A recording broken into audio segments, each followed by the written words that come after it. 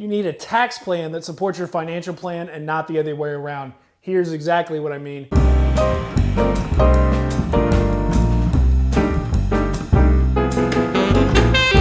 Financial plan is going to assess all of your money, your whole money situation, right? Any business you have, any personal expenses, any long-term planning you're doing, it's all going to fit within your financial plan. And not only that, you should be thinking about protecting assets and stuff too.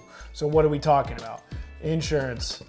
We got business, we got our investment strategy, et cetera, et cetera, et cetera. Get to the point. The point is the tax plan. Boom. This should be a circle within your financial plan, and really all these elements should be sort of informing what we're doing here, and then we kick that back out so that it supports everything else that's going on. Why is that the case? A lot of people get stuck on tax savings, right? Now, as a tax advisor, of course, that's part of my entire goal when I'm helping people out. How can we minimize your tax situation and the taxes you have to pay? But ultimately, placing this before this and any other thing going on doesn't make sense, and this is why. Because your taxes, you can't save more in taxes than you ultimately pay to get the tax deductions. Let me say that again. You cannot save more in taxes than you will pay to get the tax deduction. What does that mean? Of course, okay, let's say we're doing some tax planning at the end of the year.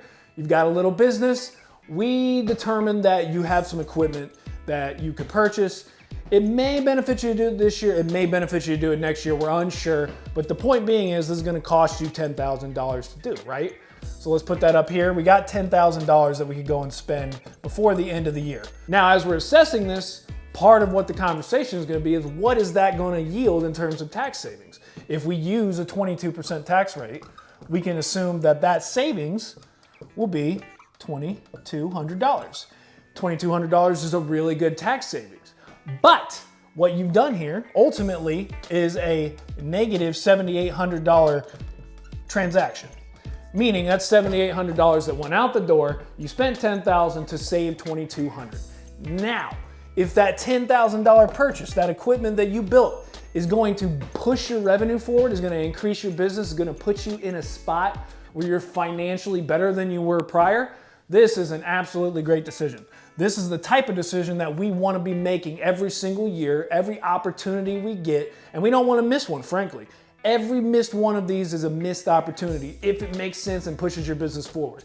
But if we just take this deduction or buy something or buy a car or buy a piece of equipment we're not going to use, simply to save on taxes, you're doing yourself a huge disservice. Your cash flow is getting destroyed and you're not in a better financial position by doing so. These components need to be weighed together, and the only way to make these decisions long-term in the right way is to assess them as one full plan, your financial plan.